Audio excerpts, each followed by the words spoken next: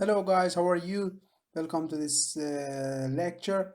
Today I want to teach you how we can install Python for Windows, and let's go through it. Here you can write in the Google, you can write download Python, and you can go to the website, and here you can see go to your operating system. I go for Windows, and here the last Python release for Python 3 is 3.8.2. So I come here 3.8.2 and download for my operating system.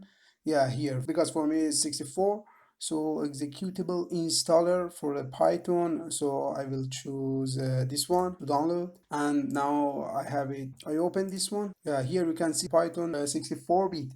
It's better to check these bugs because by checking these bugs, the Python would be added to your path of your Windows, and you can access that by terminal, and because it's really useful, and we will go through it. So please check these bugs, and here install now. We are waiting for the installation to be finished.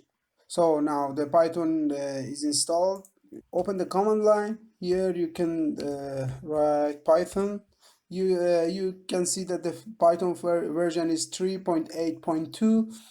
So right now you have it, and let's do something simple.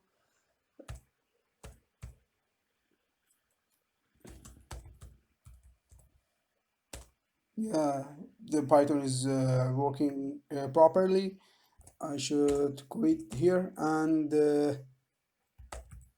check for the pip, which is a package installer for the Python.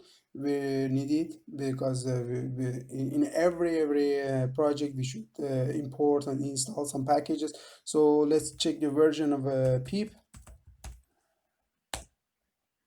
Yeah, so we have pip and Python properly installed. So it was for the first session of the Python tutorial, and thanks for watching. Please subscribe and like this video. Goodbye.